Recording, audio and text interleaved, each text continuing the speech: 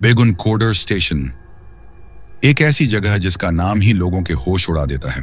कहा जाता है कि यहाँ एक औरत ने अपनी जान दे दी थी और अब वो अपनी मौत के बाद एक चुड़ैलन के रूप में लौट आई है।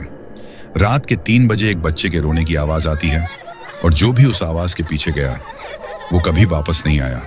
आज हम आपको ले चलेंगे इस स्टेशन के सन्नाटे के पीछे छिपे उस सच तक जिसे सुनकर आपकी रूह कांप उठेगी। स्टेशन एक शांत सी जगह थी जो रात के बाद भूतिया जमीन बन जाती थी।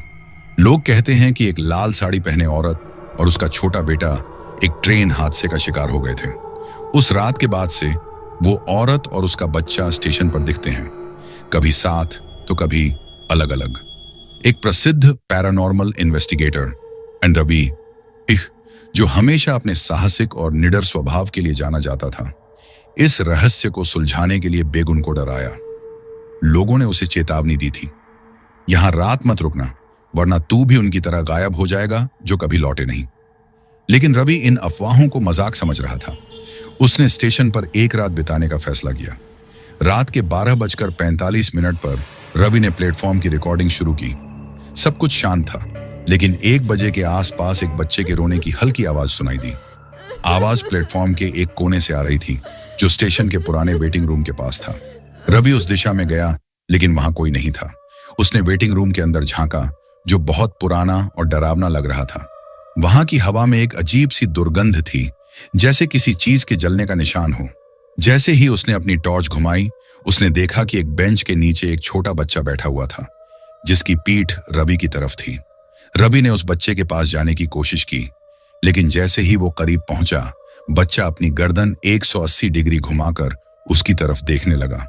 उसकी आंखें सफेद और खाली थीं और उसके चेहरे पर एक अजीब सी मुस्कान थी। बच्चा धीरे से बोला, क्या तुम मेरी मां को ढूंढने आए हो? और फिर वो हवा में गायब हो गया। रवि कुछ समझ पाता इससे पहले उसने प्लेटफॉर्म से एक खटपट की आवाज सुनी। रात के 3 बजे प्लेटफॉर्म पर वापस आने के बाद रवि ने देखा कि एक लाल साड़ी पहने औरत ट्रैक के पास खड़ी थी। उसकी पीठ रवि की तरफ थी। उसके कपड़ों से धुआं निकल रहा था, जैसे वो किसी भयानक आग में जल चुकी हो। उसके पुराने जले हुए चेहरे को देखते ही रवि का दिल जैसे थम गया और उसकी हिम्मत पूरी तरह टूट गई।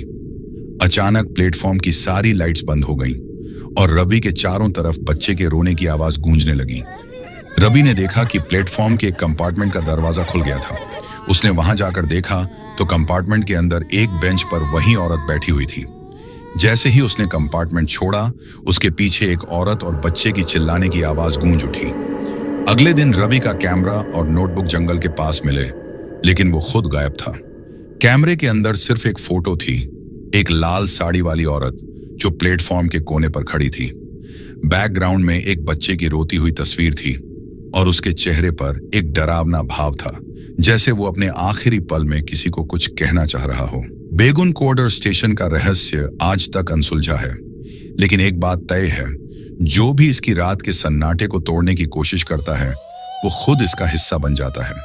क्या आप यहां आकर सच्चाई जानने की कोशिश करेंगे?